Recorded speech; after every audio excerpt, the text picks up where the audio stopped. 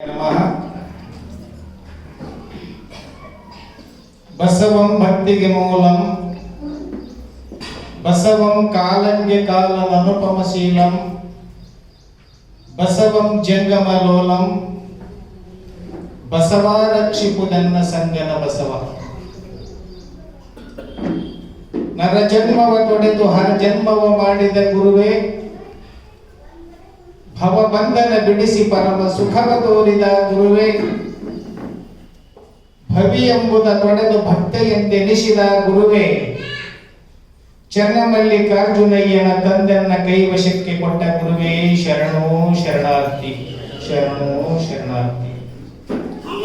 ವಿಶ್ವಗುರು ವಿಶ್ವಸಂತ ಮಹಾಮಾನವತವಾದಿ ಅಪ್ಪ ಬಸವಣ್ಣನವರ ಶ್ರೀಪಾದಗಳನ್ನ ಹನುಮಂದಿರದಲ್ಲಿ ಧ್ಯಾನಗೈಯುತ್ತಾ ಆ ಕಾಲದ ಎಲ್ಲ ಶರಣ ಶರಣೆಯರ ಶ್ರೀಪಾದಗಳನ್ನು ಕೂಡ ಭಕ್ತಿಯಿಂದ ವಂದಿಸುತ್ತಾ, ಸನ್ಮಾರ್ಗ ತೋರಿರ್ತಕ್ಕಂಥ ಸದ್ಗುರು ನಾಥನ ಚರಣ ಕಮಲಕ್ಕೂ ಕೂಡ ನತಮಸ್ತಕನಾಗಿ ಇಂದಿನ ಈ ಕೊಪ್ಪಳ ನಗರದಲ್ಲಿ ವಿಶ್ವಗುರು ಬಸವೇಶ್ವರ ಟ್ರಸ್ಟ್, ಕೊಪ್ಪಳ ವಿಶ್ವಗುರು ಬಸವೇಶ್ವರ ಟ್ರಸ್ಟ್ ಮಹಿಳಾ ಘಟಕ, ಜಾಗತಿಕ ಲಿಂಗಾಯತ ಮಹಾಸಭಾ, ರಾಷ್ಟ್ರೀಯ ಬಸವದಳ, ಗಾಣದ ಕಣ್ಣಪ್ಪ ಶಿವಾನುಭವ ಸೇವಾ ಸಮಿತಿ ಮತ್ತು ಬಸವಪರ ಸಂಘಟನೆಗಳ ಸಹಯೋಗದೊಂದಿಗೆ ಶ್ರಾವಣ ಮಾಸದ ನಿಮಿತ್ತ ಸಂಚಾರಿ ಅರಿವಿನ ಮನೆ ಅರಿವು ಆಚಾರ ಅನುಭವ ಗೋಷ್ಠಿ ಇವತ್ತಿನ ಈ ಕಾರ್ಯಕ್ರಮದ ಗುರುಬಸವ ಮಹಾಮನೆಯಲ್ಲಿ ನಡೀತಕ್ಕಂಥ ಈ ಕಾರ್ಯಕ್ರಮದ ದಿವ್ಯ ಸಾನ್ನಿಧ್ಯವನ್ನು ವಹಿಸಿರ್ತಕ್ಕಂಥ ಪರಮ ಪೂಜ್ಯರಾಗಿರ್ತಕ್ಕಂಥ ಶ್ರೀಮಣಿಪುರ ಪ್ರಭುದೇವ ಮಹಾಸ್ವಾಮಿಗಳು, ಲಿಂಗಾಯತ ಮಹಾಮಠ ಬೀದರ್ ಪೂಜ್ಯ ಸ್ವಾಮೀಜಿಯವರ ಅಡಿದಾವರಗಳಲ್ಲಿ ಭಕ್ತಿಯ ಪ್ರಣಾಮಗಳನ್ನು ಸಲ್ಲಿಸುತ್ತಾ, ಹಾಗೇನೆ ಇಂದಿನ ಈ ಕಾರ್ಯಕ್ರಮದ ಅಧ್ಯಕ್ಷತೆಯನ್ನು ವಹಿಸಿರ್ತಕ್ಕಂಥ ವಿಶ್ವಗುರು ಬಸವೇಶ್ವರ ಟ್ರಸ್ಟಿನ ಅಧ್ಯಕ್ಷರಾಗಿರ್ತಕ್ಕಂಥ ಶರಣ ಗುಡದಪ್ಪಣ್ಣನವರಲ್ಲಿ ಕೂಡ ಭಕ್ತಿಯ ಪ್ರಣಾಮಗಳನ್ನು ಸಲ್ಲಿಸುತ್ತಾ, ಹಾಗೇನೆ ಇವತ್ತಿನ ಈ ಕಾರ್ಯಕ್ರಮದಲ್ಲಿ ಉಪಸ್ಥಿತರಿರುವಂತ ನಮ್ಮ ಭಾಗದವರಾಗಿರ್ತಕ್ಕಂಥ ಶರಣ ರುದ್ರಪಳ್ಳಿ ಹಿರೇಸುಳಿಕೇರಿ ಪೂಜ್ಯರಲ್ಲಿ ಕೂಡ ಶರಣಗಳನ್ನು ಸಲ್ಲಿಸುತ್ತಾ, ಹಾಗೇನೆ ನಾಗಪ್ಪ ದೇವಲ ಸಾಕಿನ ಕರ್ಮಾವಿ ಶರಣರಲ್ಲಿ, ಹಾಗೇನೆ ಶರಣಶ್ರೀ ಪಾಲಕ್ಷಪ್ಪ ಉಡಿಶಾ ಸಾಕಿನ ಕರ್ಮಾವಿ ಶರಣರಲ್ಲಿ ಕೂಡ ಭಕ್ತಿಯ ಪ್ರಣಾಮಗಳನ್ನು ಸಲ್ಲಿಸುತ್ತಾ, ಹಾಗೇನೆ ಶರಣೆ ತಾಯಿ ಪಾಲಕ್ಷಪ್ಪ ತಾಯಿಯವರ ಚರಣಗಳಲ್ಲಿ ಕೂಡ ಭಕ್ತಿಯ ಪ್ರಣಾಮಗಳನ್ನು ಸಲ್ಲಿಸುತ್ತಾ, ಈ ಕಾರ್ಯಕ್ರಮದಲ್ಲಿ ಶರಣಾರ್ಥಿಗಳಾಗಿ ಆಗಮಿಸಿರ್ತಕ್ಕಂಥ ಎಲ್ಲ ಶರಣ ತಂದೆ ತಾಯಿಗಳಿಗೂ ಕೂಡ ಭಕ್ತಿಯ ಶರಣೋ ಶರಣಾರ್ಥಿಗಳು ಶರಣೋ ಶರಣಾರ್ಥಿ. ಬಹುಶಃ ಈ ಕಾರ್ಯಕ್ರಮ 3ನೇ ತಾರೀಕಿನಿಂದ ಪ್ರಾರಂಭಗೊಂಡು ಇವತ್ತಿನ ಎಷ್ಟು ದಿನ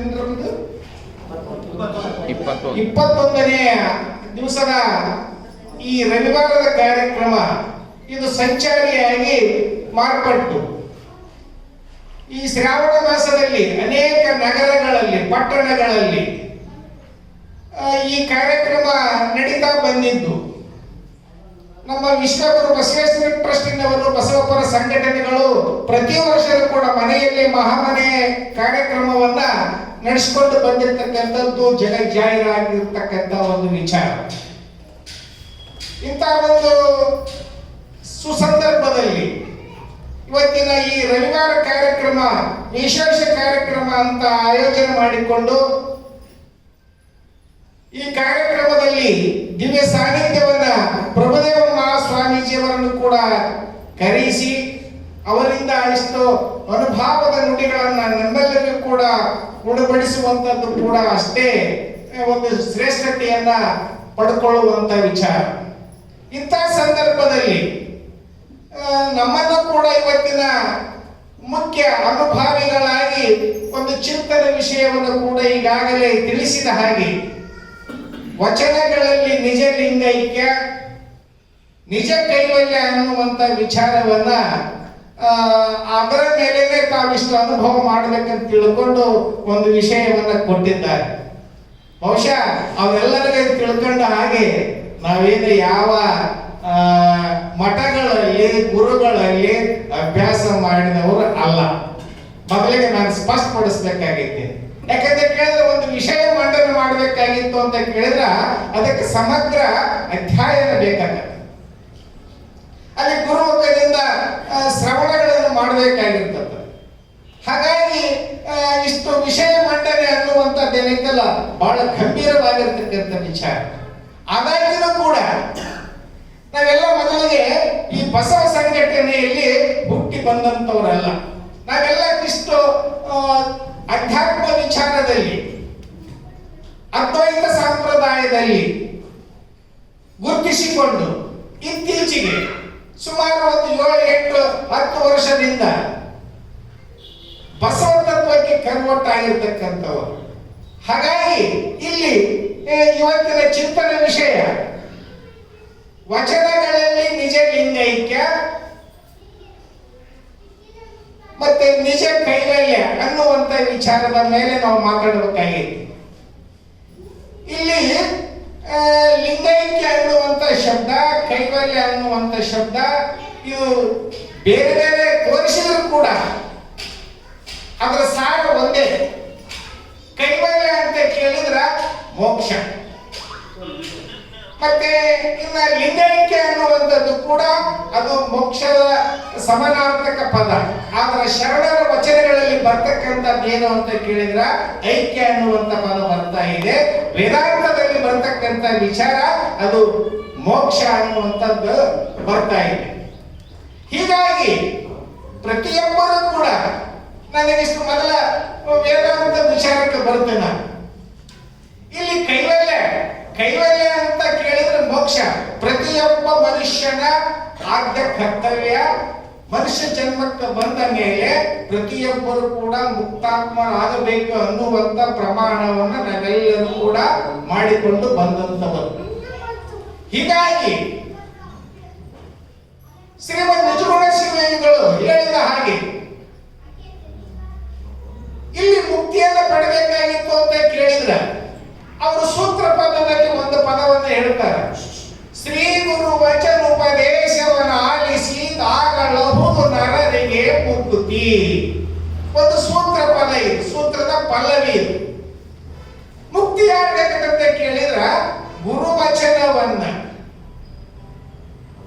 ಆಲಿಸಿದಾಗಲೂ ನರರಿಗೆ ಮುಕ್ತಿ ಅನ್ನುವಂತ ವಿಚಾರವನ್ನ ಸೂತ್ರ ಪದದಲ್ಲಿ ಅವರು ತೋರಿಸ್ಯಾರ.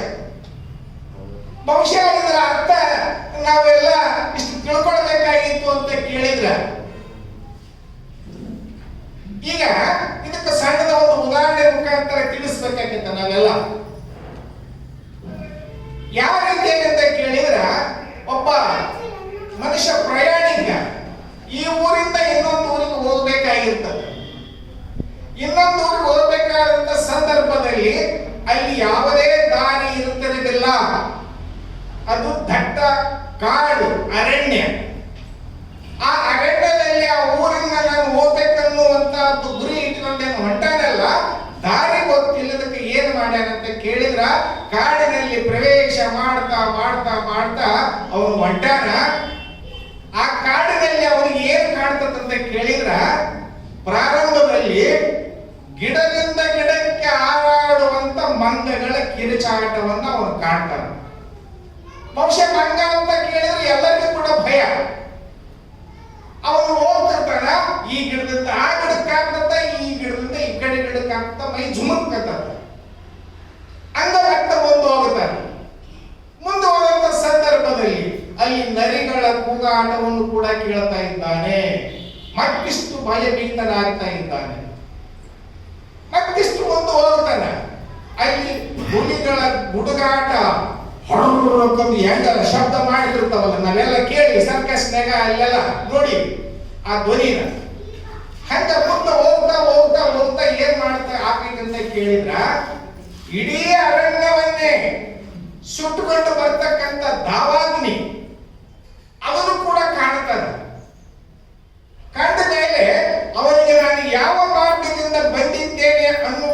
ವಿಚಾರವನ್ನ ಮರೆತು ದಿಗ್ಭ್ರಾಂತನಾಗಿ ಗಾಬರಿಯಾಗಿ ನಿಂತುಕೊಳ್ತಾನೆ.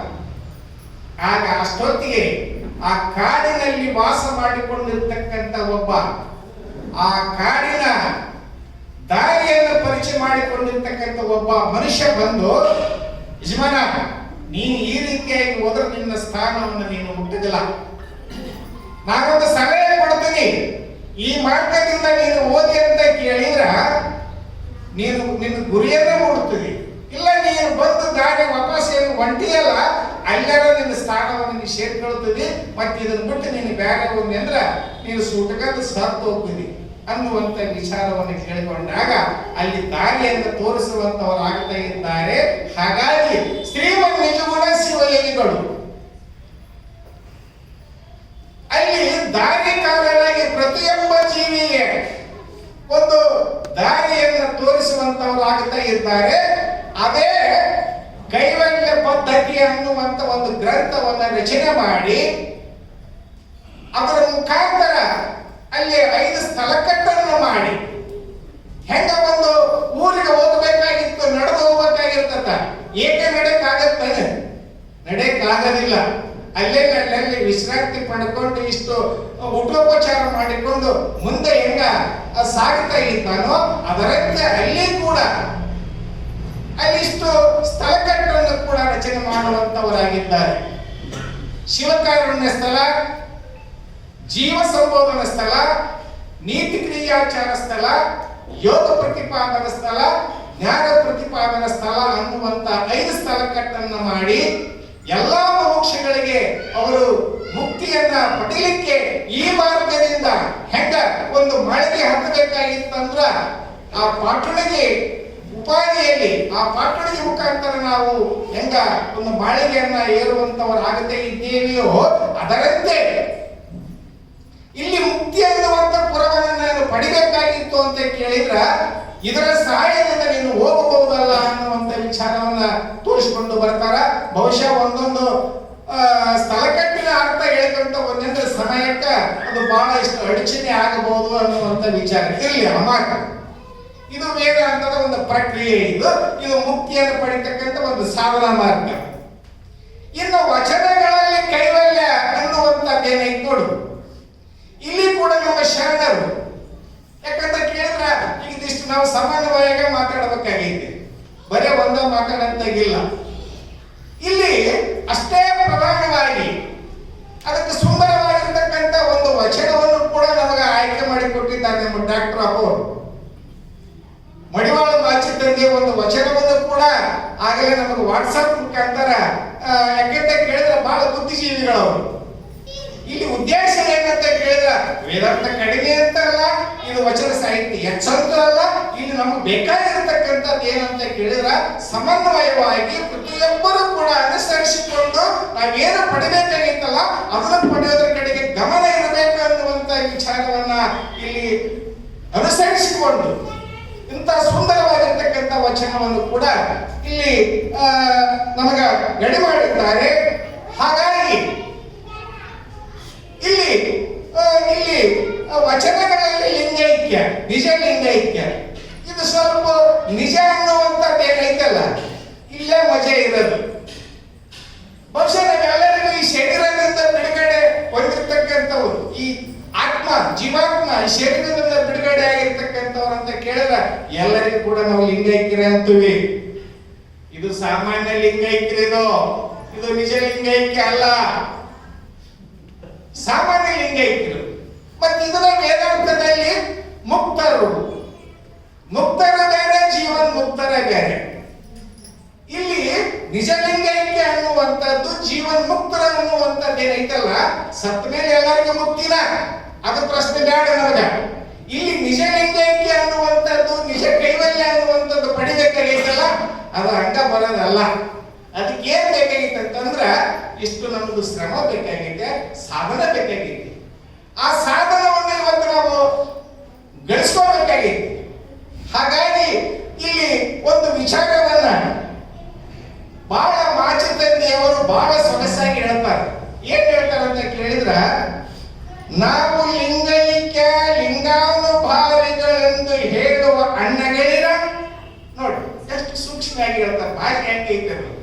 ಇವತ್ತು ನಾವ್ ಏನಾಗೈತೆ ಅಂದ್ರೆ ಬಾಯ ಬ್ರಹ್ಮ ಆಗೈತೆ ನಮ್ಮದು, ಬಾಯ ಬ್ರಹ್ಮ. ಅದಕ್ಕೆ ಸತ್ಪುರುಷರು ಹೇಳ್ತಾರ ಬಾಯ ಬ್ರಹ್ಮವ ನುಡಿದ ಇವರಿಗೆ ಮುಕ್ತಿನಾಗದಿಲ್ಲ ಅಂತ ಹೇಳ್ತಾರ.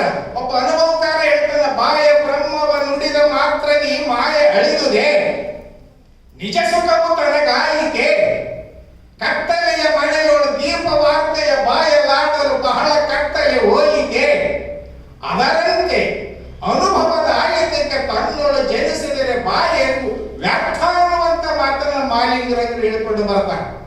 ಹಾಗಾಗಿ ಇಲ್ಲಿ ಆ ಶಬ್ದ ಬಳಕೆ ಮಾಡ್ತಕ್ಕಂಥ ಪರಿ ನೋಡೋಣ ಶರಣರದು. ನಾವು ಲಿಂಗೈಕ್ಯ ಲಿಂಗಾನುಭಾವಿಗಳೆಂದು ಹೇಳುವ ಹಣ್ಣಗಳಿಗ ನೀವು ಲಿಂಗೈಕ್ಯ ಲಿಂಗಾನುಭಾವಿಗಳು ಎಂತಾದರೆ ಹೇಳಿರಣ್ಣ. ಬಹುಶಃ ಇವತ್ತು ನಾವೆಲ್ಲ ಇದನ್ನ ಈ ಪ್ರಪಂಚದಲ್ಲಿ ಕಾಣುತ್ತಾ ಇದ್ದೇವೆ. ತೋರಿಕೆಗೆ ಇವತ್ತಿಷ್ಟು ನಾವು ಇಷ್ಟು ಗಮ್ಮತ್ತಿನ ಸ್ವಾಮಿಗಳನ್ನ, ಗಮ್ಮತ್ತಿನ ಜನರನ್ನ ಗಮನಿಸಿದಾಗ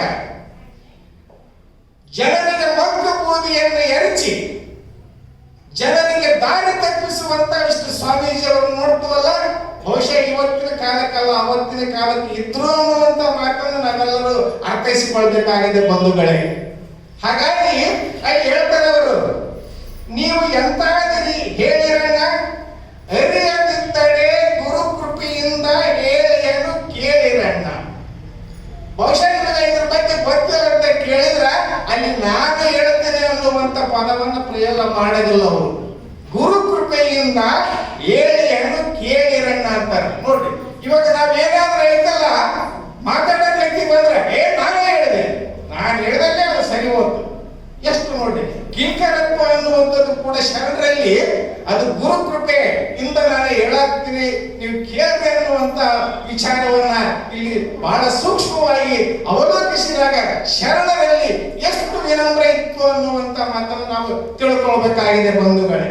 ಹಾಗಾಗಿ ಹೇಳ್ತಾರೆ, ಏನ್ ಹೇಳ್ತಾರೆ ಅಂತ ಕೇಳಿದ್ರ, ಲಿಂಗೈಕ್ಯ ಲಿಂಗಾನುಭಾವದ ಭೇದಾದಿ ಭೇದವ ಅಲ್ಲಿ ಹಸ್ತಾರ, ಮರಿಗೈಕ್ಯ ಹಸ್ತಾರ. ಲಿಂಗೈಕ್ಯ ಲಿಂಗಾನುಭಾವದ ಭೇದಾದಿ ಭೇದವ ಸರ್ವಸಂಗ ಪರಿತ್ಯಾಗವ ಮಾಡಬೇಕು. ನೋಡಿ, ಸರ್ವಸಂಗ ಪರಿತ್ಯಾಗ ಯಾಕಂತ ಕೇಳಿದ್ರೆ ಸಾಧನ ಮಾರ್ಗದಾಗ ಇಷ್ಟು ನಾವೆಲ್ಲ ಇಷ್ಟು ಸಾಧಿಸ್ಬೇಕಾಗತ್ತ. ನಾವೆಲ್ಲ ಗಾದೆ ಮಾತು, ನೆಲುವಿಗೆ ಆರದ ಬೆಕ್ಕು ಆಕಾಶಕ್ಕೆ ಆರಿದೆ. ಎಷ್ಟು ಸಣ್ಣ ಸೂಕ್ಷ್ಮ ಆಗಿ ನೋಡ್ರಿ, ಒಂದು ನೆಲುವಿಗೆ ಆರ್ಲಾರ್ದಂತ ಬೆಕ್ಕು ಆಕಾಶಕ್ಕೆ ಆರುತ್ತೆ ಏನಲ್ಲ.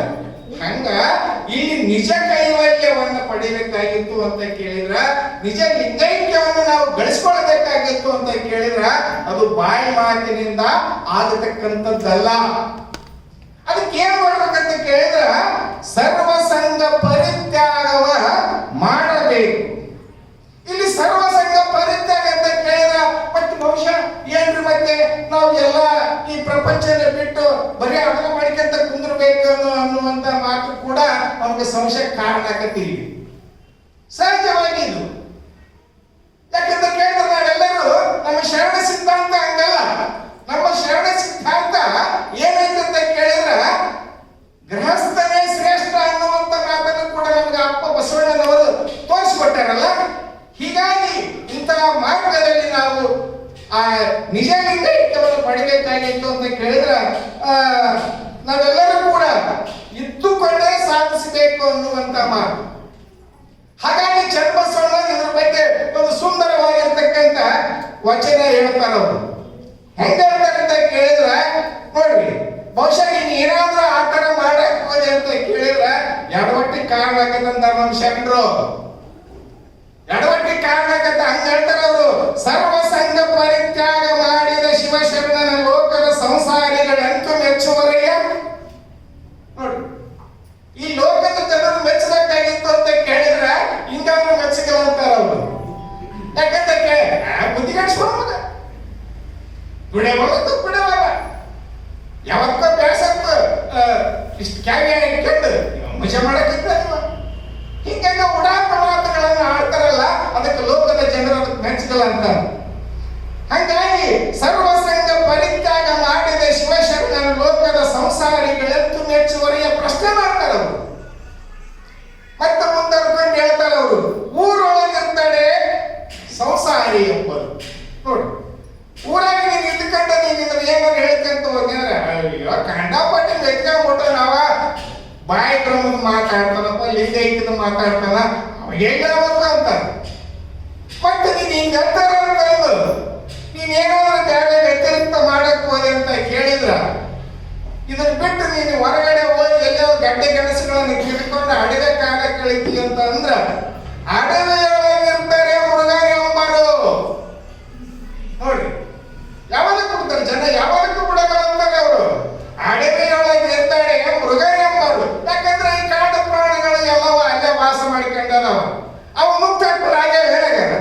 ಇಲ್ಲ. ಹಾಗಾಗಿ ಮತ್ತೆ ವರ್ಣ ಬಿಟ್ಟಡೆ ದರಿದ್ರನೆಂಬರು. ನೋಡ್ರಿ, ಇದು ಅವಶ್ಯ ಬೇಕಾಗಿದೆ ನಮಗ. ಇದನ್ನ ಏನ ಮುಟ್ಟಕಲಪ್ಪ ಅಂತ ನಾನು ಹೇಳಿದಾಗ ಕೂಡ ಧರಿಕಿಸ್ಕೊಳ್ತ ಒಳ್ಳೆಂತ ನೋಡವ. ಈ ರೀತಿಯಾಗಿ ಜನರು ಅದನ್ನ ಆಡ್ಕೊಳ್ತಾ ಇದ್ದಾರೆ ಅನ್ನುವಂತ ಮಾತನ್ನ ಹೇಳ್ತಾರ. ಎಣ್ಣ ಬಿಟ್ಟಡೆ ನಪುಂಸಕನೆಂಬರು. ಗಂಡಸನ ಇಲ್ಲಿ ಹೋಗ ಗಟ್ಟಿಗೆ ಬಾಳೆ ಮಾಡುವಾಗ ನೋಡ್ರಿ, ಈ ರೀತಿಯಾಗಿ ಆಪಾದನೆಗೆ ಒಳಗಾಗತಕ್ಕಂತ ಒಂದು ಸನ್ನಿವೇಶ ಬರ್ತದಲ್ಲ. ಮಣ್ಣ ಬಿಟ್ಟಡೆ ಪೂರ್ವ ಕರ್ಮಿ ಎಂಬರು. ನನಗೆ ಹೊಲ ಬೇಡ, ಮನಿ ಬೇಡ, ಏನೋ ಬೇಡಪ್ಪ ಅಂತಂದು ನಿಮ್ಗಿಟ್ಟೆ ಅಂದ್ರೆ ಧರ್ಮಿಸ್ಕೊಳ್ಳೋ ಮಗ ಏನು ಪ್ರಾಪ್ತಿದೆ ಇಲ್ಲ ಇವಾಗ. ಅಂದ್ರ ಜನ ಈ ರೀತಿಯಾಗಿ ನಮ್ಮನ್ನ ಏನಾದ್ರೂ ಇದನ್ನೆಲ್ಲವನ್ನ ತ್ಯಜಿಸಿ ಅದನ್ನ ಮಾಡಕ್ಕಂತ ಕೂತ್ಕೊಂಡು ಬಂದ್ರೆ ಈ ರೀತಿಯಾಗಿ ಆಪಾದನೆಗಳು ಬರ್ತಾ ಇದ್ದಾವೆ. ಮಾತನಾಡಿದರೆ ಜ್ಞಾನಿಗೆ ಕೈಯ ಮಾತೆಂಬರು. ಏನಾದ್ರೂ ಇಷ್ಟು ಸಮಾಜಕ್ಕೆ ಒಳ್ಳೆ ಸಂದೇಶ ಕೊಡಬೇಕಂತ ಒಂದು ಇಷ್ಟು ಅಪೂರ್ವ ಬಹಳ ವಾಕ್ಯಗಳಾಗಿ ಜನರಿಗೆ ಉಪದೇಶ ಮಾಡ್ತಾರೆ ಅಂತ ಕೇಳಿದ್ರ ಅಲ್ಲಿ ಸುಮ್ಮನೆ ಇರ್ತಾರೇನ್ರಿ? ನೋಡ್ರಿ, ಗಂಟಾಗ ಹೋಶಾಗಿ ಮಾತಾಡ್ತಾನ. ಜ್ಞಾನಿ ಆದವ್ರು ಬೇಕನ್ನೋ ಮಾತು ತಗಡು ತಾನೇ ಇರ್ಬೇಕು. ಯಾಕಂತ ಕೇಳಿದ್ರೆ ಅವಸರ ಅಂತ ಹೇಳ್ತಾನೆ. ಬ್ರಹ್ಮವನ್ನರಿತ ಮೇಲೆ ಸುಮ್ಮನಿರಬೇಕು. ಯಾರ ಬ್ರಹ್ಮನ ಅರ್ಥ ಸುಮ್ಮನೆ ಇರ್ಬೇಕಪ್ಪ. ಮತ್ತೆ ಇವ್ರು ಡಂಗರಾಗಿ ಬೆಳಿತಾರೆ ಅಂದ್ರೆ ಅದಕ್ಕೂ ಕೂಡ ಈ ಸಮಾಜ ತಿರಸ್ಕಾರ ಭಾವನೆಯಿಂದ ನೋಡ್ತಿದೆ ಅನ್ನುವಂತ ಮಾತನ್ನ ನಾವೆಲ್ಲರೂ ಅರ್ಥೈಸಿಕೊಳ್ಳಬೇಕಾಗಿದೆ. ಮಾತನಾಡಿದರೆ ಜ್ಞಾನಿಗೆ ಕೈಯ ಮಾತೆಂಬರು, ನಿಜವನಾಡಿದರೆ ನಿಷ್ಠೂರಿ ಎಂಬರು. ಈಗ ನೋಡ್ರಿ, ಬಹುಶಃ ಹಳ್ಳಿಯಾಗಿ ನೀನು ಇದ್ದಕ್ಕಿದ್ದಂತ ಮಾತಾಡಿಬಿಟ್ಟೆ ಅಂತ ಕೇಳಿದ್ರ ನಿಮ್ ಸರಿಸಿ ಯಾರ್ಯಾರೇ ಬರಲ್ಲ, ನೀವು ಏಕಾಂಗಿ ಆಗಿರ್ಬೇಕಾಗೈತಿ. ಅವರನ್ನ ಕಂಡರೆ ಅವರಂತೆ, ಇವರನ್ನ ಕಂಡರೆ ಇವರಂತೆ. ಜ್ಞಾನಿಗಳು ಹೇಳ್ತಕ್ಕಂಥ ತನ್ನೋಳು ತನ್ನಂತೆ ಇರಬೇಕಂತ ಜ್ಞಾನಿ ಆದವ. ಬಹುಶಃ ನಾವೇನಾದ್ರೂ ಒಂದೇ ಪ್ರತಿಪಾದನೆ ಮಾಡಕ್ ಹೋಗ್ಬಿಟ್ವಿ ಅಂತ ಕೇಳಿದ್ರ ನಮ್ ಸುತ್ತರಲ್ಲಿ ಯಾರೋ ಬರೋದಿಲ್ಲ, ನಾವು ಒಬ್ಬರ ಬಿಡ್ಬೇಕು. ಈ ಪ್ರಪಂಚದ ನಿಯಮ ಇದು. ಹಾಗಾಗಿ ನಿಜವನ್ನಾಡಿದಡೆ ನಿಷ್ಠೂರಿ ಎಂಬರು, ಸಮತೆಯನ್ನಾಡಿದಡೆ ಅಂಜುವನೆಂಬರು. ಏನಾದ್ರೂ ಇಷ್ಟ ಅವ್ರಿಗಿಟ್ಟು ಇವ್ರಿಗಿಟ್ಟು ಸಮಾಧಾನ ಮಾಡಿ ಹೇಳಕ್ ಹೋದಂದ್ರ ಪುಕ್ಕಳಿಸ್ಕೊಳ್ಬೇಕ. ಧೈರ್ಯನೇ ಇದ್ದು ಹೇಳಾಕ ನೋಡ್ರಿ. ಹಿಂಗಾಗಿ ಅಂಜವನ ಇದು ಕಾರಣ ಕೂಡಲ ಚನ್ನ ಸಂಗಯ್ಯ, ನಿಮ್ಮ ಶರಣ ಲೋಕನಿಚ್ಛೆಯ ನುಡಿಯ ಲೋಕನಿಚ್ಛೆಯ ನಡೆಯ. ಶರಣರು ನಿಮಗೆ ಏನಂತ ಕೇಳಿದ್ರ ಈ ಲೋಕದ ಮಾನವರು ಬಡವಿಕೆನೇ ಇರೋದಿಲ್ಲ ಅಂತವ್ರು. ಅವ್ರಿಗೆ ಅವರಂತಾಗ ನುಡಕ್ಕೂ ಹೋಗೋದಿಲ್ಲ. ಯಾಕಂತ ಕೇಳಿದ್ರೆ ನಮ್ಮ ಶರಣ ಸಿದ್ಧಾಂತ ಏನಂತ ಕೇಳಿದ್ರ ಬಹಳ ಗಟ್ಟಿಯಾಗಿರ್ತಕ್ಕಂಥದ್ದು. ಬಸವಣ್ಣವರು ಹೇಳಿದ ಹಾಗೆ ನಾಳೆ ಬಪ್ಪುದ ನಮಗೆ ಹಿಂದೆ ಬರಲಿ, ಇಂದು ಬಪ್ಪುದ ನಮಗೆ ಈಗಲೇ ಬರಲಿ, ಇದಕ್ಕಾರಂಜುವರು ಇದಕ್ಕಾರಳವರು ಜಾತಶಂ ಮರಣಂ ಧ್ರುವಂ ಎಂಬುದಾಗಿ. ನೋಡಿ, ಈ ರೀತಿಯಾಗಿ ಶರಣ ಸಿದ್ಧಾಂತ ಏನೈತಲ್ಲ ಅದು ಹಂಚಿ ಅಡಕಿ ಮಾತಾಡುವಂಥದ್ದು ಅಲ್ಲ ಅನ್ನುವಂಥ ವಿಚಾರವನ್ನ ಈ ರೀತಿಯಾಗಿ ಅಪ್ಪ ಬಸವಣ್ಣನವರು ನಮಗ ಇದರ ಸಂದೇಶವನ್ನ ಕೊಡಬೇಕಾಗಿತ್ತು ಅಂತ ಕೇಳಿದ್ರ ಏನು ಮಾಡ್ತಾರೆ ಅಂತ ಕೇಳಿದ್ರ ನಾವೆಲ್ಲರೂ ಕೂಡ ಇಲ್ಲಿ ಆ ವಚನದ ಸಾರಾಂಶ ಸರ್ವಸಂಗ ಪರಿತ್ಯಾಗ ಮಾಡಬೇಕು ಅನ್ನುವಂಥ ವಿಚಾರವನ್ನ ನಾವು ಗಮನಿಸಿದಾಗ ಇಲ್ಲಿ ಸರ್ವಸಂಗ ಪರಿತ್ಯಾಗ ಮಾಡತಕ್ಕಂಥ ಪ್ರಮೇಯನೇ ಬರಲಿಲ್ಲ ಅನ್ನುವಂಥ ಮಾತನ್ನು ನಾವೆಲ್ಲರೂ ಅರ್ಥೈಸಿಕೊಳ್ಳಬೇಕಾಗಿದೆ ಬಂಧುಗಳೇ. ಹಾಗಾಗಿ ಲೋಕಾಚಾರವ ಮುಟ್ಟದಿರಬೇಕು. ಲೋಕದ ಆಚಾರಗಳು ಕೆಲವದಾವ, ಅದನ್ನು ನೀನು ಎಂದೂ ಕೂಡ ಅದಕ್ಕೆ ಮೈ ಕೊಡಬೇಡ. ಅದು ಲೋಕ, ಅದು ಮಾಡ್ತದ, ಅದು ನಿನ್ನ ಬದುಕಲ್ಲ. ಯಾರು ನಿಜಲಿಂಗೈಕ ಸ್ಥಿತಿಯನ್ನ ನೀನು ಏನಾದರೂ ಪಡಿಬೇಕನ್ನುವಂತ ಉತ್ಕಟ ಇಚ್ಛೆ ನಿನಗಿತ್ತು ಅಂತ ಕೇಳಿದ್ರ ಲೋಕದ ಆಚಾರ ಏನೈತಲ್ಲ ಆ ಆಚಾರ ನಿನಗ ಸಂಬಂಧಿಸಿದ್ದಲ್ಲ, ಅದನ್ನು ಮುಟ್ಟಬೇಡ ನೀನು. ಇದೆ ಈಗ ಶಬ್ದ ಸ್ಪರ್ಶ ರೂಪ ರಸ ಗಂಧ ಕಾಮಾದಿಗಳ ಬಯಕೆ ಇವೇನದವಲ್ಲ ಅವು ಮತ್ತೆ ಶರಣ ತೋರಿಸಿದ ಹಾಗೆ ಅದೆಲ್ಲ ಆಯ್ತಲ್ಲ ಜಗಕ್ಕಿಕ್ಕಿದೆ ಅನ್ನುವಂತ ಮಾತನ್ನು ಕೂಡ ನಾವು ಅರ್ಥೈಸಿಕೊಳ್ಳಬೇಕಾಗಿದೆ. ಹಾಗಾಗಿ ಇಲ್ಲಿ ಲೋಕಾಚಾರವ ಮುಟ್ಟದಿರಬೇಕು, ನುಡಿಯಂತೆ ನಡಿ ದಿಟವಾಗಬೇಕು. ಇವತ್ತು ನಾನು ಇಂತಕಂತೆ ಮಾತಾಡ್ತೇನಲ್ಲ, ಈ ಮಾತಾಡ್ತಕ್ಕಂಥ ನುಡಿಗೂ ನನ್ನ ನಡಿಗೂ ಸಾಮ್ಯತೆ ಐತಿ ಅನ್ನುವಂತ ವಿಚಾರವನ್ನ ನಾವಷ್ಟು ನಮ್ಮಷ್ಟಕ್ಕೆ ನಾವೇ ತುಲನಾತ್ಮಕ ಮಾಡಿಕೊಳ್ಳಬೇಕು. ಮತ್ತೆ ಇದ್ರಾಗ ಏನಾದ್ರೂ ಸಾಧಿಸಲಾಗದಿಲ್ಲ. ಇದನ್ನ ಬಹುಶಃ ನೀನು ಹೆಂಗಂತ ಕೇಳಿದ್ರ ಬೆಟ್ಟು ಕಣ್ಣು ಮುಚ್ಚಿಕೊಂಡು ಹಾಲು ಕುಡಿತಿದ್ದಂದ್ರೂ ಕೂಡ ಜನರು ಗಮನಿಸಿರ್ತಾರ. ನೀನು ನಿನ್ನ ಮನಸ್ಸಿಗೆ ದ್ರೋಹ ಮಾಡ್ಕೋಬಹುದು, ಆದ್ರೆ ಲೋಕದ ಜನ ಆದ್ರೂ ಸುಮ್ಮನೆ ಬಿಡೋದಿಲ್ಲ. ಮನಸ್ಸನ್ನು ಕೂಡ ಅವನ ಒಳಗರಿತದೆ. ಮನವರಿಯದ ಕಳ್ಳತನ ನಿಲ್ಲವಲ್ಲ ಅಂತಾರ ಶರಣರು. ಹಾಗಾಗಿ ಇಲ್ಲಿ ನುಡಿಯಂತೆ ನಡಿ ದಿಟವಾಗಿರಬೇಕು. ಸರ್ವಾಚಾರ ಸಂಪತ್ತಿನ ಆಚರಣೆಯ ಸದ್ಗುರು ಮುಖದಿಂದ ಅರಿತು ಆಚರಿಸಬೇಕು. ಇಲ್ಲಿ ಆಚರಣೆ ಅನ್ನುವಂಥದ್ದು ಕೂಡ ಏನೈತಲ್ಲ ಬಹಳ ಸುಂದರವಾಗಿರ್ತಕ್ಕಂಥ ಒಂದು ಮಾತು ಇದು ಸಾಧಕರಿಗೆ. ಈ ಆಚಾರ ಏನೈತಲ್ಲ, ಆಚಾರ ಅಂತ ಕೇಳಿದ್ರ ಬಹುಶಃ ನಾವೆಲ್ಲ ಆಚಾರ ಅಂತ ಕೇಳಿದ್ರ ಇಷ್ಟು ಯಾವುದೋ ಮಾಡಿ ನೀರನ್ನು ತೆಗೆದುಕೊಂಡು ಮೈ ಮೇಲೆ ಹಾಕೊಂಡು ಅಂದ್ರೆ ನನ್ನ ಮುಡಿಯಾಗಿ ಅಂತಾರೆ. ನೀರು ಜಲಚರದ ಎಂಜಲ ನಮ್ಮ ಶೆಟ್ರು. ನೀರು ಜಲಚರದ ಎಂಜಲ. ಮತ್ತೆ ಜಲಚರದ ಎಂಜಲ ನೀವು ಮೈ ಮೇಲೆ ಹಾಕೊಂಡು ನಾನು ಮಡಿವಂತರ ಅಂತೀಯಲ್ಲಪ್ಪ, ಎಷ್ಟು ಹಾಸ್ಯಾಸ್ಪದ ಇದು. ನಾನು ಇಷ್ಟು ಪತ್ರಿ ಪುಷ್ಪವನ್ನು ತೆಗೆದುಕೊಂಡು ಲಿಂಗಾಯ ಅರ್ಪಣ ಮಾಡಿದಂತೀವಿ. ಪತ್ರಿ ಪುಷ್ಪ ಅದನ್ನು ಮೀಸಲೇನದು, ಅದು ದುಂಬಿಗೆ ಎಂಜಲ ಅಂತಾರ. ಯಾವಾಗ ಮೀಸಲು? ಅದಕ್ಕೆ ನಮ್ಮ ಸಿರಿಪಾಚ ಹೇಳ್ತಾನೆ, ನಿರ್ಮಲವಾಗಿರ್ತಕ್ಕಂಥ ಮನಸ್ಸ ಮಡಿ ಅಂತಿ. ಮನಸ್ಸು ನಿರ್ಮಲವಾಗಿರ್ಬೇಕು, ಅದು ಮಡಿ. ಮತ್ತೆ ಉಳಿದಂತೆಲ್ಲ ಕಾಲಮಡಿ ಅನ್ನುವಂತ ಒಂದು ವಿಚಾರವನ್ನ ಶರೀಫ್ಸೂರೊಳ ತಮ್ಮ ಚರಿತ್ರೆಯಲ್ಲಿ ಬರ್ಕೊಂಡು ಬಂದಿರ್ತಕ್ಕಂಥ ವಿಚಾರ. ಹಾಗಾಗಿ ಇಲ್ಲಿ ಸರ್ವಾಚಾರ ಸಂಪತ್ತಿನ ಆಚರಣೆಯ ಸದ್ಗುರು ಮುಖದಿಂದ ಅರಿತು ಆಚರಿಸಬೇಕು. ಇಲ್ಲಿ ಬಹುಶಃ ಮುಂದ ಮತ್ತೆ ಹೋಗ್ತಾರೆ ಅವರು. ಏನ್ ಹೋಗ್ತಾರೆ ಅಂತ ಕೇಳಿದ್ರ, ನಾನಾರು, ನನ್ನ ಜೀವವೇನು, ನಾ ಬಂದ ಮುಕ್ತಿ ದ್ವಾರ ಯಾವುದು, ನಾ ಹೋಗುವ ನಿಜ ಕೈವಲ್ಯ ಪದವಾಗುವುದು, ನನ್ನ ನಿರವೇನೆಂದು ಅರಿದು ಆಚರಿಸಬಲ್ಲಾತನೇ ನಿಜ ಲಿಂಗೈತಿ, ಲಿಂಗಾನುಭವಿ ನೋಡ ಕಲಿದೇವರ ದೇವ ಅನ್ನುವಂತ ಒಂದು ಸುಂದರವಾಗಿರ್ತಕ್ಕಂಥ ವಚನ ಇವತ್ತಿನ ಈ ಚಿಂತನ ವಿಷಯಕ್ಕೆ ಬಹಳ ಎಡೆಮಾಡಿಕೊಟ್ಟಿದ್ದಾರೆ. ಹಾಗಾಗಿ ನಮ್ಮ ನಿಜಗುಣ ಶಿವಗಳು ಕೂಡ ಏನ್ ಹೇಳ್ತಾರೆ ಅಂತ ಕೇಳಿದ್ರ, ನಾನಾರು, ಇದು ಬಹಳ ಸುಂದರವಾಗಿರ್ತಕ್ಕಂಥ ಮಾತಿದು. ಬಹುಶಃ ನಾವೆಲ್ಲರೂ ನೀವ್ ಯಾರಂತ ಕೇಳಿದ್ರ ನಾನು ಬಸವರಾಜಪ್ಪ ಅಂತಂದು ಸಹಜವಾಗಿ ಹೇಳ್ತಾನ. ಬಸವರಾಜಪ್ಪ ನಿನ್ನ ಹೆಸರು ಕೇಳಿದ್ರು ನಾನು, ನೀನ್ಯಾರು ವಿಚಾರ ಮಾಡಕ್ಕಂತಾನ, ನೀನ್ಯಾರು ಅಂತ ತಿರುಗಬರ್ಗ ಅವನೇ ಹೇಳ್ತಾನೆ. ಏನ್ ನಿನಗೆ ಇಟ್ಟ ಹೆಸರು ಆಗ್ತದ, ನಿಮ್ಮ ಅಪ್ಪ ನಿಮ್ಮ ಅವ್ವ ಒಂದು ಗುರುತಿನ ಸಲುವಾಗಿ ಇಟ್ಟಂತ ಹೆಸರಿದು, ನೀನ್ಯಾರು? ಶರೀರಕ್ಕ ಒಂದು ಇಟ್ಟಂತ ಹೆಸರಿದು. ಹಿಂದೆ ವಿಚಾರ ಕೇಳಿದಾಗ ಏನಿತ್ತಲ್ಲ, ಈ ಶರೀರ ಅನ್ನುವಂಥದ್ದು ಏನಿತ್ತಲ್ಲ, ಈ ಶರೀರ ಅನ್ನುವಂಥದ್ದು ಬರಬೇಕಾಗಿತ್ತು ಅಂತ ಕೇಳಿದ್ರ ಇದು ಹೆಂಗ್ ಬಂತು, ಹೆಂಗಿಲ್ಲ, ಈ ವಿಚಾರಕ್ಕೆ ನಾವು ಹೇಳಿದಾಗ ಏನೈತಲ್ಲ, ನಾವೆಲ್ಲ ತಾಯಿ ಗರ್ಭದಿಂದ ಬಂದಿವ್ರಿ. ತಾಯಿ ಗರ್ಭದಿಂದ ಬರೋದ್ರ ಪೂರ್ವದಲ್ಲಿ ನೀನು ಎಲ್ಲಿದ್ದಿ ಹಂಗಾರೆ ವಿಚಾರಕ್ಕೆ ಹೋಗ್ತಾರಂಗ.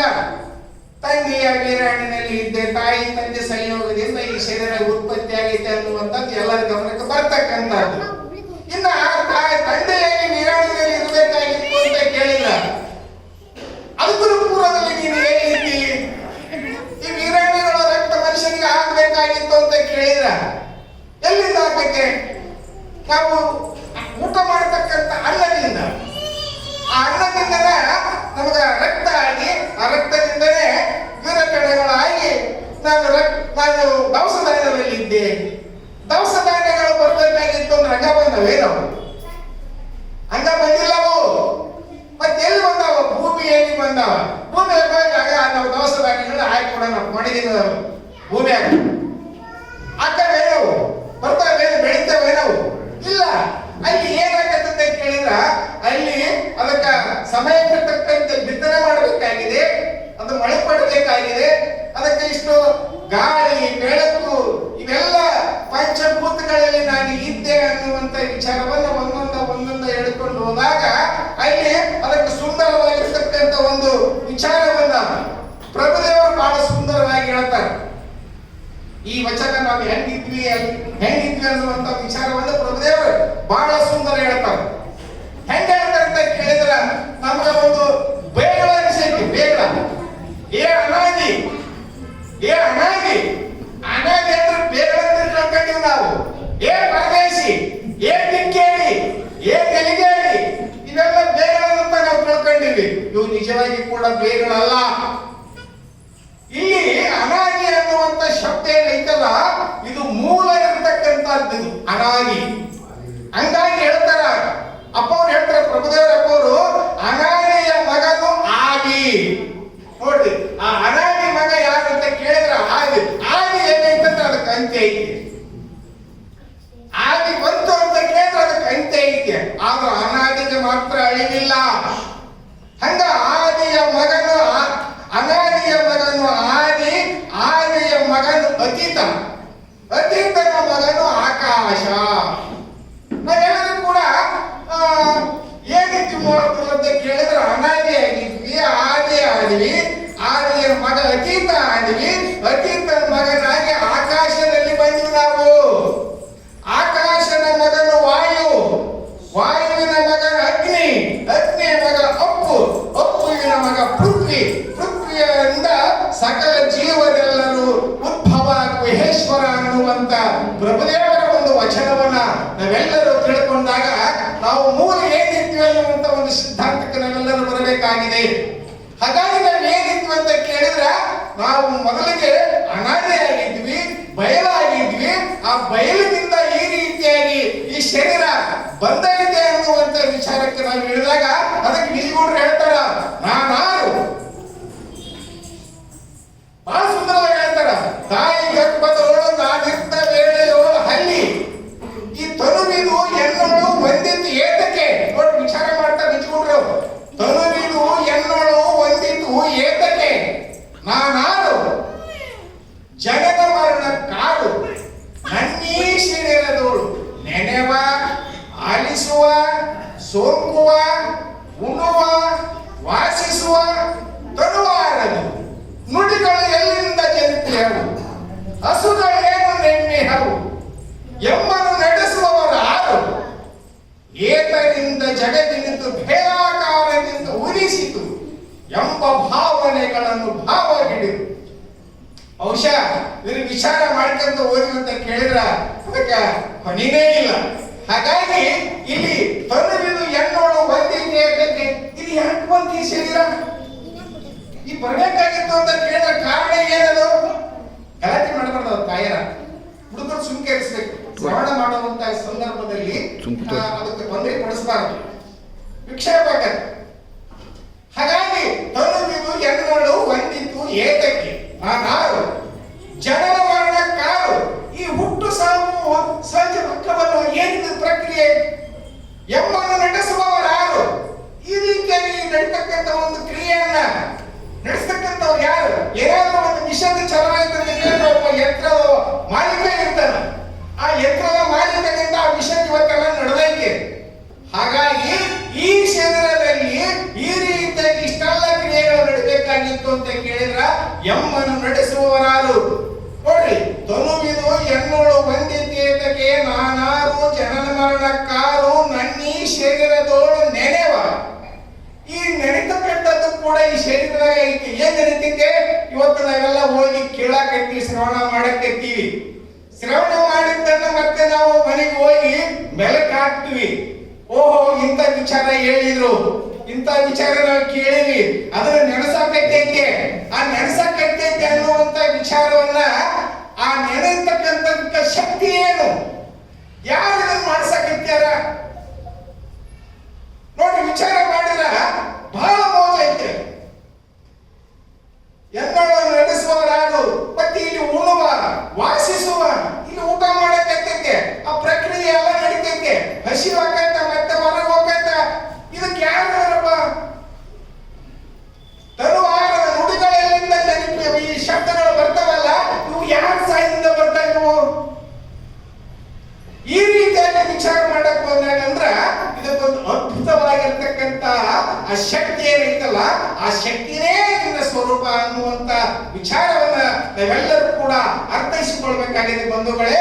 ಅದಕ್ಕ ಇಲ್ಲಿ ನಿಜಗುಂಡ್ರು ಬಹಳ ಸುಂದರವಾಗಿ ಮುಂದೆ ಇನ್ನೊಂದು ನುಡಿಯಾಗಿ ಹೇಳ್ತಾರ, ತನುವಿದು ಎನ್ನೋಳು ಒಂದಿತೇತಕ್ಕೆ, ನಾನಾರು ಜನನ ಮರಣ ಕಾರು, ನನ್ನೀ ಶರೀರದೋಳು ನೆನೆವ, ಆಲಿಸುವ, ಸೋಂಕುವ, ಉಣ್ಣುವ, ವಾಸಿಸುವ. ಈ ಮೂರು ವಾಸನೆ ಐತೆ. ಇದಕ್ಕೆ ಯಾರು ಶಕ್ತಿ ಕೊಟ್ರು? ಇದರ ಪ್ರಕ್ರಿಯೆ ಏನಿದು? ನುಡಿಗಳು ಎಲ್ಲಿಂದ ಜನಿಪಿಯೋ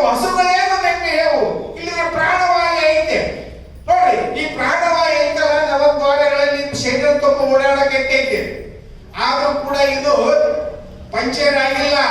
ಏನಾದ್ರೂ ನೀನು ಒಂದು ಟೈರ್ ನೀನು ಹವಾ ತುಂಬಿ ಸ್ವಲ್ಪ ಪಂಚರ್ ಆಗ್ತದೆ ಕೇಳಿದ್ರ ಕೆಲಸವಿಲ್ಲ. ಆದ್ರೆ ನವದ್ವಾರಗಳ ಮುಖಾಂತರ ರೋಮಗಳಲ್ಲಿ ಉಸಿರಾಟ ಇವತ್ತು ಐತೆ. ಅದಕ್ಕೆ ಇಂಥ ಒಂದು ಅದ್ಭುತವಾಗಿರ್ತಕ್ಕಂಥ ಶಕ್ತಿಯನ್ನ ಇದಕ್ಕೆ ಕೊಟ್ಟಂತವ್ರು ಯಾರು? ಈ ರೀತಿಯಾಗಿ ವಿಚಾರ ಮಾಡಕ್ ಹೋದ್ರೆ ಅಂತ ಕೇಳಿದ್ರೆ ನಮ್ಮ ಸ್ವರೂಪ ಜ್ಞಾನ ಲಕ್ಷಣ ಬರ್ತೈತೆ ಅನ್ನುವಂತ ವಿಚಾರವನ್ನು ಅರ್ಥಿಸ್ಕೊಳ್ಬೇಕಾಗತ್ತೆ. ಹಾಗಾಗಿ ಮುಂದೆ ಹೇಳ್ತಾರೆ ಅವರು, ಈ ಶರೀರದ ಪುರದಲ್ಲಿ ತಾಯಿ ಗರ್ಭದೊಳಗೆ ನಾನಿದ್ದ ವೇಳೆಯೋಳು ಅಲ್ಲಿ ಹೇಳದ ಅತಿ ಬಾಧೆಗೆ ಮನನೊಂದು ಬೇಸುದಿಯ ಪೇಯವನ್ನು ಬಿಟ್ಟೇತ ಇಂತು ಹೊರಮಟ್ಟಿರುವೆನ ಆಯುಷ್ಯ ಮೀಯುವುದರೊಳಗೆ ಕಾಯಜ ವಿರೋಧಿ ಪುರುಷನದು ಲಿಂಗವನ್ನು ಒಲಸಿ ಮಾಯೆಯನ್ನು ಮೀರಿ ಭವವನ್ನು ಗೆಲುವೆನೆಂಬ ಸಮುದಾಯದ ಅಧಿಕಾರವೆನ್ನದು. ಬಹುಶಃ ನಾವೆಲ್ಲರೂ ಕೂಡ ಏನ್ರಿ ವಯಸ್ಸಾಗಿ ನಮ್ಗೆಲ್ಲರಿಗೂ ಹಂಗೆ ಆಗೈತಿ ಏನ್ರಿ ಅಂತ ಬಹುಶಃ ಕೇಳಬಹುದು. ನಮಗೆ ಗೊತ್ತಿಲ್ಲದ್ರು ಕೂಡ ಅನುಭವದ ಮುಖಾಂತರ ನಾವೆಲ್ಲರೂ ಕೂಡ ತಿಳ್ಕೊಳ್ಳಕ್ ಸಾಧ್ಯ ಐತಿ.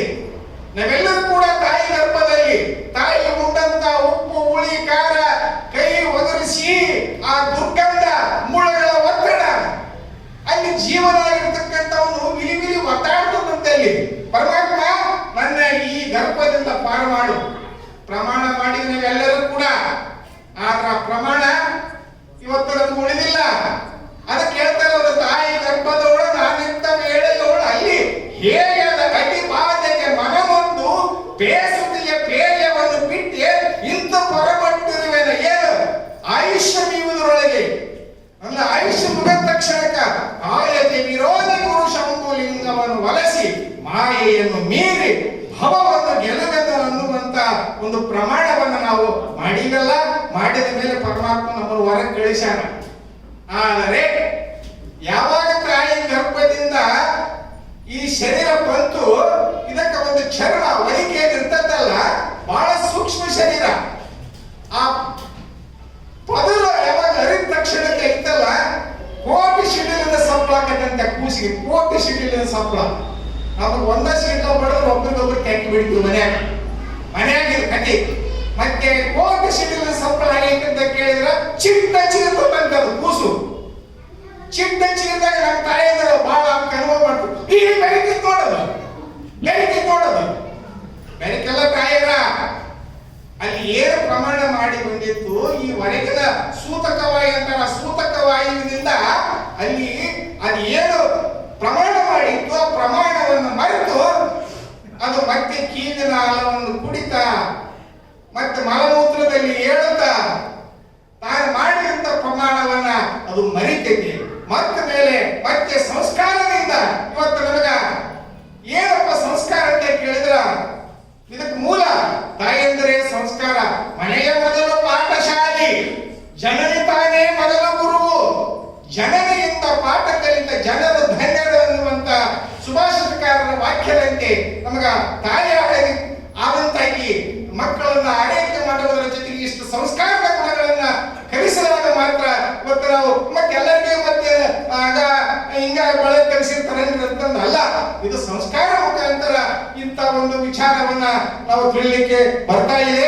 ಹಾಗಾಗಿ ಆ ಸಂಸ್ಕಾರದ ಬಲದಿಂದ ಇವತ್ತು ನಡೀತಕ್ಕಂಥ ವಿಚಾರ ಏನಂತ ಕೇಳಿದ್ರ, ಈ ಶ್ರಾವಣ ಮಾಸದಲ್ಲಿ ಶ್ರವಣ ಮಾಸ ಬಹುಶಃ ಇದು ಎಲ್ಲ ರೈತಾಪಿ ವರ್ಗದವರಿಗೆ ಇಷ್ಟು ಬದುಕು ಕಡಿಮೆ ಇರ್ತಾವ, ಒಂದು ತಿಂಗಳ ಪರ್ಯಂತ ನಾವಿಷ್ಟು ಶ್ರವಣ ಮಾಡಬೇಕು ಅನ್ನುವಂತ ಒಂದು ಕಾರಣಕ್ಕಾಗಿ ಶ್ರವಣ ಮಾಸದ ನಿಮಿತ್ತ ಇವತ್ತು ನಮ್ಮೆಲ್ಲ ಬಸವಪರ ಸಂಘಟನೆಗಳು ಬಹಳ ಅತ್ಯದ್ಭುತವಾಗಿರ್ತಕ್ಕಂಥ ಒಂದು ವಿಚಾರವನ್ನ ಇಲ್ಲಿ ಹಮ್ಮಿಕೊಂಡು ವಿಶೇಷ ಕಾರ್ಯಕ್ರಮವನ್ನು ಮಾಡಿಸುವುದರ ಮುಖಾಂತರ ನಿಜ ಲಿಂಗೈಕ್ಯ ನಿಜ ಕೈವಲ್ಯ ಅನ್ನುವಂತ ವಿಚಾರವನ್ನ ಬಹಳ ಸುಂದರವಾಗಿ ಒಂದಿಷ್ಟು ನಮಗ ಚಿಂತನದ ವಿಷಯ ಕೊಟ್ಟು ಮಾತಾಡಲು ಹಚ್ಚಾರ. ಅದಕ್ಕೆ ಇಲ್ಲಿ ಪ್ರಭುದೇವರ ಒಂದು ವಚನವನ್ನ ಹೇಳ್ತಾರೆ. ಇಲ್ಲಿ ಏನ್ ಹೇಳ್ತಾರೆ ಅಂತ ಕೇಳಿದ್ರ, ಸತ್ತ ಬಳಿಕ ಲಿಂಗದೊಳಗ ದೇಹವೆಂಬುದು ಎತ್ತಡ ವಾರ್ತೆ. ನೋಡ್ರಿ, ಅವನ್ ಯಾರು ಒಪ್ಪಿಲ್ಲ. ಅದು ಸಾಮಾನ್ಯ ಲಿಂಗೈಕ್ಯ, ನಿಜ ಲಿಂಗೈಕ್ಯ ಆಗ್ಬೇಕಾಗಿತ್ತು. ನಾವು ಸತ್ತ ಬಳಿಕ ಲಿಂಗದೊಳಗ ದೇಹವೆಂಬುದು ಎತ್ತಡ ವಾರ್ತೆ. ಅದು ಹುಸಿ ನೋಡ. ಸಾಯದ ಮುನ್ನ ನಿಜವನ್ನರಿದು ಸ್ವಯವಾಗಿ ನಡೆಯಬಲ್ಲಡೆ ಗುಹೇಶ್ವರ ಲಿಂಗವನ್ನರಿದ ಶರಣರು ಒಲಿವರು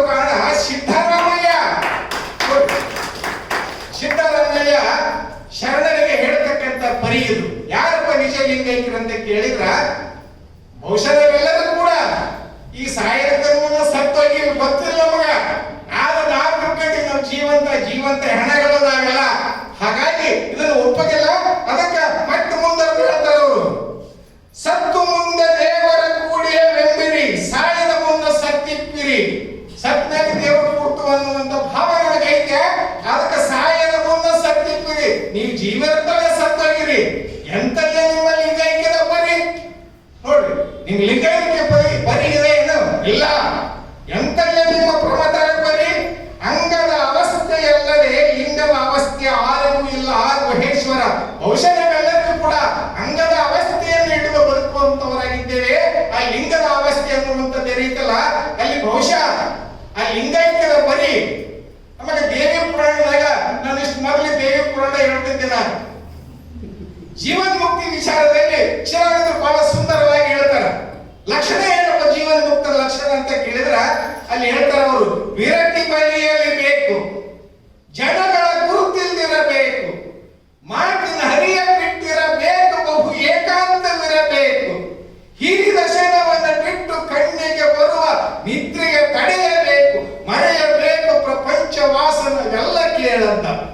ಇದು ಜೀವನ ಮುಕ್ತರ ಲಕ್ಷಣ. ಇದು ಬಹುಶಃ ಜೀವನ ಮುಕ್ತರಾಗಿರ್ತಕ್ಕಂಥವ್ರು ಐತಲ್ಲ, ಈ ಪ್ರಪಂಚದ ವಾಸನೆ ಎಲ್ಲವನ್ನು ಕೂಡ ಕಳ್ಕೋಬೇಕಂತೆ. ಬಹುಶಃ ಈ ಪ್ರಪಂಚದ ವಾಸನೆ ಕಳ್ಕೋಬೇಕಾಗಿತ್ತು ಅಂತ ಕೇಳಿದ್ರ ಬಹುಶಃ ಎಷ್ಟು ಸಾಗರ ಅಪಾರ? 3 ಸಾಗರ: ಜನಸಾಗರ, ಜಲಸಾಗರ, ಭವಸಾಗರ. ಬಹುಶಃ ಈ 3 ಸಾಗರವನ್ನು ಕಳ್ಕೊಳ್ಬೇಕಾಗಿತ್ತು ಅಂತ ಕೇಳಿದ್ರ ಜಲಸಾಗರವನ್ನು ದಾಟಬೇಕಾಗಿತ್ತಂದ್ರೆ ನಾವು ಈಸ್ಕಲಿಬೇಕು. ಮತ್ತೆ ಭವಸಾಗರವನ್ನು ಗೆಲ್ಲಬೇಕಾಗಿತ್ತು ಅಂತ ಕೇಳಿದ್ರ ಇನ್ನು ಸ್ವರೂಪ ಜ್ಞಾನ ಮಾಡ್ಕೋಬೇಕು. ಜನಸಾಗರ ದಾಟೋದು ಬಹಳ ಕಷ್ಟ ಐತ್ರಿ.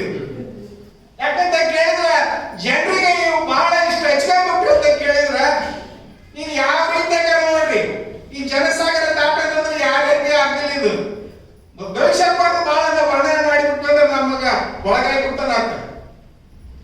ಒಳಗಾಗಿ ಭವಿಷ್ಯಪ್ಪ ಬಹಳ ಶಾಣ್ಯರಾದಾರ. ನಮ್ಮ ಹೆಣ್ಮಕ್ಳು ಒಂದು ಜೊತೆ ಚಪ್ಪಲ್ ಚಲೋ ಬೇಕಾಗಿತ್ತ ಕರ್ಕೊಂಡು ಹೋಗ್ತಾರ, ಚಪ್ಪಲಿ ಪಡಿಸ್ಬೇಕು ಒಂದು ಜೊತಿನ ಅಂತ ನೋಡ್ರಿ. ಈ ರೀತಿಯಾಗಿ ಜನಸಾಗರ, ಜಲಸಾಗರ, ಭವಸಾಗರ ದಾಟಬೇಕಾಗಿತ್ತು ಅಂತ ಕೇಳಿದ್ರ ಇದಕ್ಕ ಇಲ್ಲಿ ಜನಸಾಗರ ದಾಟಬೇಕಾಗಿತ್ತು ಅಂತ ಕೇಳಿದ್ರ ಮರೆಯಬೇಕು ಪ್ರಪಂಚ ವಾಸನ ಅನ್ನುವಂತ ವಿಚಾರ ಏನೈತಲ್ಲ, ಈ ಪ್ರಪಂಚ ವಾಸನ ಮರೆಯಬೇಕು. ಜ್ಞಾನಿಯಾಗಿರ್ತಕ್ಕಂಥ ಪುರುಷ ಹಿಂಗ ಕುಂದ್ರುವಲ್ಲಕ ಬಂದು ಅವ್ರಿಗೆ ನಮಸ್ಕಾರ ಮಾಡುವಲ್ಲಕ ಮತ್ತೆ ಒಳ್ಳೆ ಬಂದಂದ್ರೆ ಮತ್ತೆ ನೀನ್ ಯಾರಪ್ಪ ಅಂತ ಕೇಳೋಕಂತೆ. ಯಾಕಂತ ಕೇಳಿದ್ರ ಅದಕ್ಕೆ ನಾಮರೂಪ ಇಲ್ಲ, ಆ ಸ್ಥಿತಿ ಪಡ್ಕೊಂಡು ಬಿಟ್ಟಿರ್ತಾನೆ. ಯಾಕಂತ ಕೇಳಿದ್ರೆ ಸರ್ವಂ ಕಲಿವಂ ಬ್ರಹ್ಮ, ಎಲ್ಲವೂ ಕೂಡ ಚರಾಚರ ವಸ್ತುಗಳು ಕೂಡ ಶಿವರೂಪ ಅಂತ ತಿಳ್ಕೊಂಡಾಗೆ, ಎಲ್ಲವೂ ಕೂಡ ಲಿಂಗ ಸ್ವರೂಪ ಅಂತ ತಿಳ್ಕೊಂಡಾಗೆ ಇಲ್ಲಿ ನಾಮರೂಪ ಅನ್ನುವಂಥದ್ದು ಇಲ್ಲ. ಹಾಗಾಗಿ ಇದು ಈ ರೀತಿಯಾಗಿರ್ತಕ್ಕಂಥ ಒಂದು ನಿಜಲಿಂಗೈಕ್ಯದ ಪರಿ. ಇದಕ್ಕ ಎಲ್ಲ ಮೆಟ್ಟಲುಗಳು ಕೂಡ ನಮ್ಮ ಶರಣರು ಇದಕ್ಕ ಅಷ್ಟಾವರಣ, ಪಂಚಾಚಾರ, ಷಟಸ್ಥಲ ಅನ್ನುವಂತ ವಿಚಾರವನ್ನು ನಮಗ ದಯಪಾಲಿಸ್ತಾ ಇದ್ದಾರೆ. ಹಾಗಾಗಿ ಇಲ್ಲಿ ಅಷ್ಟಾವರಣವೇ ಅಂಗ, ಪಂಚಾಚಾರವೇ ಪ್ರಾಣ, ಷಟಸ್ಥಲವೇ ಆತ್ಮ ಅನ್ನುವಂತ ಮಾತನ್ನ ಈ ಸಂದರ್ಭದಲ್ಲಿ ನಾವೆಲ್ಲರೂ ಅರ್ಥೈಸಿಕೊಳ್ಳಬೇಕಾಗಿದೆ. ಹಾಗಾಗಿ ಅಂತ ಒಂದು ನಿಜಲಿಂಗೈಕ್ಯವನ್ನು ಪಡಿಬೇಕಾಗಿತ್ತು ಅಂತ ಕೇಳಿದ್ರ ಬಹುಶಃ ಇದಕ್ಕ ನೀವೆಲ್ಲರೂ ಈ ಮಹಾಮನೆಯಲ್ಲಿ ಅಷ್ಟಾವರಣಗಳನ್ನು ನಾವು ದಿವಸ ನೋಡ್ತಿರ್ತೀವಿ. ವಿಷಯ ಹಾಕೋದು ಅಷ್ಟಾವರಣ ವಿಚಾರ ದಿವಸ ನೋಡ್ತಿರ್ತೀನಿ, ಏನ್ ವಿಷಯ ಕೊಟ್ಟಾರಪ್ಪ ಅಂತ ಹೇಳಿ. ಹೀಗಾಗಿ ಅಷ್ಟಾವರಣ ವಿಚಾರ ಇಲ್ಲೆಲ್ಲ ಮುಗಿದೈತಿ ಇವಾಗ. ಮತ್ತೆ ಪಂಚಾಚಾರ, ಲಿಂಗಾಚಾರ, ಸದಾಚಾರ, ಶಿವಾಚಾರ, ಗಣಾಚಾರ, ವೃತ್ತಾಚಾರ, ಈ ಆಚಾರ ಅಂತ ಕೇಳಿದ್ರೆ ಬಹಳ ಇವತ್ತು ನಾವು ಕಂಬಾಮೂರ್ತಿ ಕೈ ತೊಳೆದ ಆಚಾರ ಅಲ್ಲ ನಮ್ಮ ದೃಷ್ಟಿಯೊಳಗ. ಹಾಗಾಗಿ ಇಲ್ಲಿ ಆಚಾರದ ಬಗ್ಗೆ ಹೇಳ್ಕೊಂತ ಹೋದ್ರ ಅನೇಕ ವಿಚಾರಗಳು ಕೂಡ ಬಹುಶಃ ಬರ್ತಾವ. ಹಂಗ ಇರ್ಲಿ, ಯಾಕಂತ ಕೇಳಿದ್ರೆ ಸಮಯಕ್ಕೆ ನಾವೆಲ್ಲರೂ ಮಹತ್ವ ಕೊಡಬೇಕಾಗಿದೆ. ಇಂಥ ಸಂದರ್ಭದಲ್ಲಿ ನಿಜ ಲಿಂಗೈಕ್ಯ, ನಿಜ ಕೈವಲ್ಯ ಎನ್ನುವಂತ ವಿಚಾರವನ್ನ ಇವತ್ತಿನ ದಿವಸ ಕೊಟ್ಟು ನಮ್ಮನ್ನ ಒಂದೆರಡು ಮಾತುಗಳನ್ನು ಮಾತಾಡಲು ಅವಕಾಶ ಮಾಡಿಕೊಟ್ಟಿರ್ತಕ್ಕಂಥ ಎಲ್ಲಾ ಸಂಘಟನೆಗಳಿಗೆ, ಜೊತೆಗೆ ಪೂಜ್ಯರ ಈ ವೇದಿಕೆ ಮೇಲೆ ಉಪಸ್ಥಿತರಿರುವಂತಹ ಎಲ್ಲ ಶರಣರಿಗೆ ತಮ್ಮೆಲ್ಲರಿಗೂ ಕೂಡ ಮತ್ತೊಮ್ಮೆ ಧನ್ಯವಾದಗಳನ್ನು ಅರ್ಪಿಸಿ ನನ್ನ ಮಾತಿಗೆ ವಿರಾಮಗೊಳಿಸ್ತಾ ಇದ್ದೇನೆ. ಜೈ ಗುರು ಬಸವೇಶ.